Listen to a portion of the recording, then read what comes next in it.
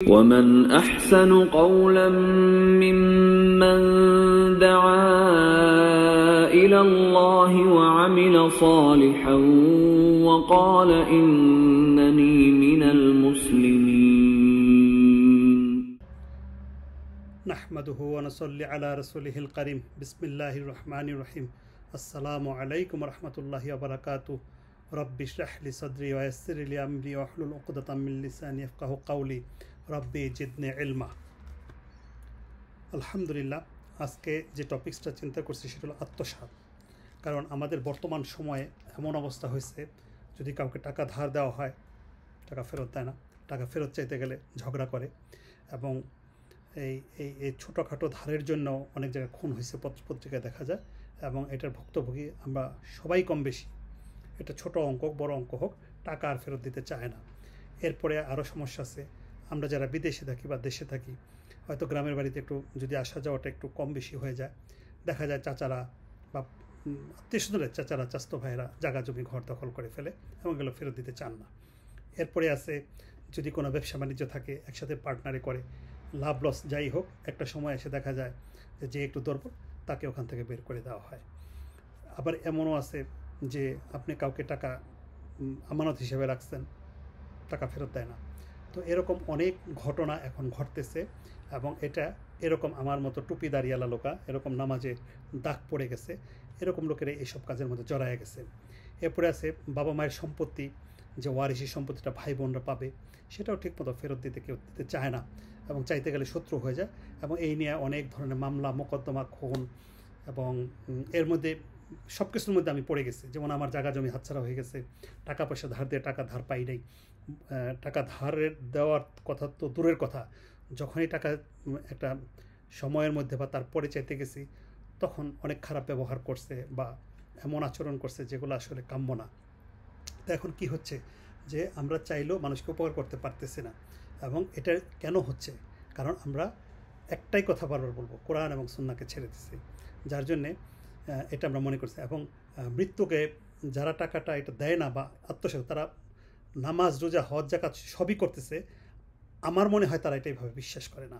কারণ রসুল সাল্লাল্লাহু আলাইহি ওয়াসাল্লামের হাদিস কি বলতেছেন, এখানে দেখেন একটা হাদিস দেখি, যে রসুল সাল্লাল্লাহু আলাইহি ওয়াসাল্লাম বলতেছেন যে ইবনে আব্বাস রাদিয়াল্লাহু থেকে বর্ণিত, উমর রাদিয়াল্লাহু আমাকে বলেন, খয়বারের যুদ্ধের দিন সাহাবাগণের একটি দল বাড়ি ফিরে আসছিলেন।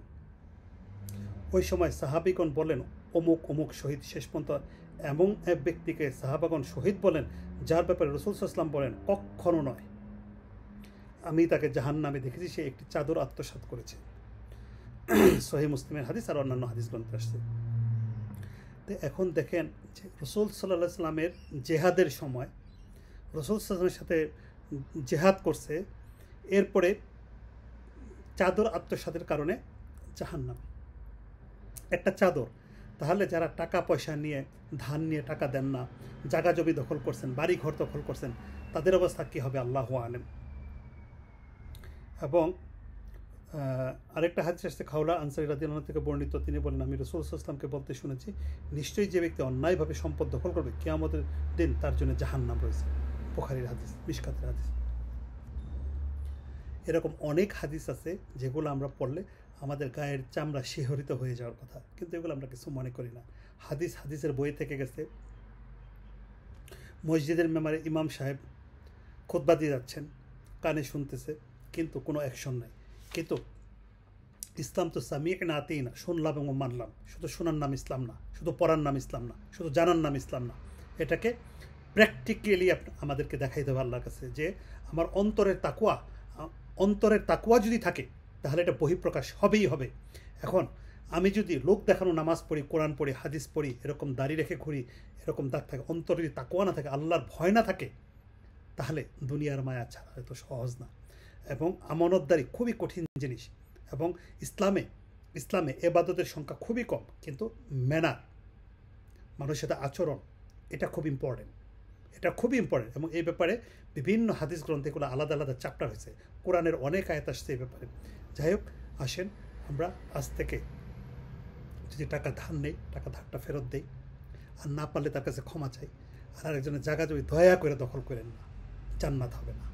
এটা আমার কথা না, কোরআনের কথা, সূরা বাকারা পড়ে দেখবেন, আর নিজে একটু কোরআন খুলেন। নিজে একটু কোরআন করেন, আসেন আমরা নিজের একটু কোরআন করে যাচাই বাছাই করি, একটা হাদিস গ্রন্থ খুলে যাচাই বাছাই করি। আমাদের এখানে $1 মিলিয়ন দিয়ে বাড়ি কেনার সামর্থ্য আছে, কিন্তু দুর্ভাগ্য হলো সত্য, $100 বা $200 একটা কোরআনের তাফসির বা একটা হাদিস গ্রন্থের তাফসির তো কারো ঘরে আমাদের রাখার মতো পয়সা হয় না।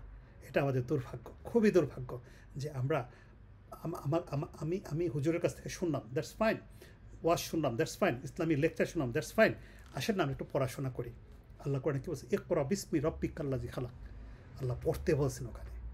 শোনা অবশ্যই শুনতে হবে, আলেমদের কাছে শিখতেও হবে, তাদেরকে সম্মান করতে হবে, কিন্তু নিজেকেও পড়াশোনা করতে হবে, একটু যাচাই বাছাই করতে হবে। আমরা পড়াশোনা করে কেউ মুফাসসির মুহাদ্দিস হতে পারবো না, এটা সম্ভব না, এটা হতে গেলে অনেক পড়াশোনা লাগে, কিন্তু বেসিক নলেজটা আমাদের খুব দরকার। আজকে যদি আমরা জানতাম যারা যে জায়গা জমি দখল করছে, এখানে অনেক হাদিস আছে, আমি অনেক হাদিস বলতে পারি, তো এগুলো যদি আমরা জানতাম তাহলে আমাদের মধ্যে যারা জায়গা জমি টাকা পয়সা দিয়ে নিচ্ছে না তারা এগুলো করতো না, তাহলে তারা ভয় পাইতো যে আল্লাহর ভয়, এটা আমি করবো না।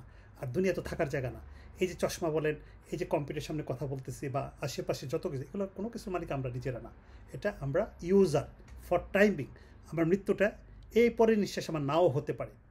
তাহলে আসেন আমরা অত্যন্ত বিনয়ের সাথে আল্লাহর কাছে স্যারেন্ডার করি, এবং আল্লাহর সাথে স্যারেন্ডার শুধু মুখে বললে হবে না, তার নিয়ম কানুন মেনে স্যারেন্ডার করতে হবে।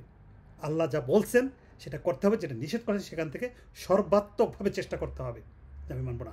আর বিশেষ করে আরেকজনের হক নষ্ট করে জান্নাত হবে না। রাসূল সাল্লাল্লাহু আলাইহি ওয়াসাল্লাম বলছে যে, এবং কোরআনের আয়াত আসছে যে আল্লাহ নিজের উপর জুলমকে হারাম করছেন। সুতরাং কেউ যদি কোনো বান্দার হক নষ্ট করে, ওই বান্দা ক্ষমা না করা পর্যন্ত তার জান্নাত যাওয়া হবে না, তখন তার নেকামল দিয়ে দিতে হবে। আসেন আমরা যে যাই চিন্তা করি, এই দুনিয়া থাকার জায়গা না। আমরা একসময় খুবই ইয়াং ছিলাম, এখন বড় হয়ে গেছি, যে কোনো সময় কবরে ঢুকে যাব। যারা এই কাজের সাথে জড়িত আছেন, আমি নিজে সহ, আসেন আমরা তওবা করি। তওবা করলে হবে না, ওগুলো ফেরত দিয়ে তওবা করি।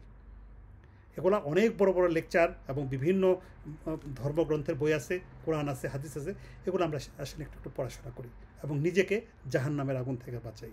আর যদি আমরা আল্লাহর এবং রাসূল সাল্লাল্লাহু আলাইহি ওয়াসাল্লামের বিধিবিধান না মানে জান্নাত হবে না। আমার মুখের কথা তো জান্নাত হবে না।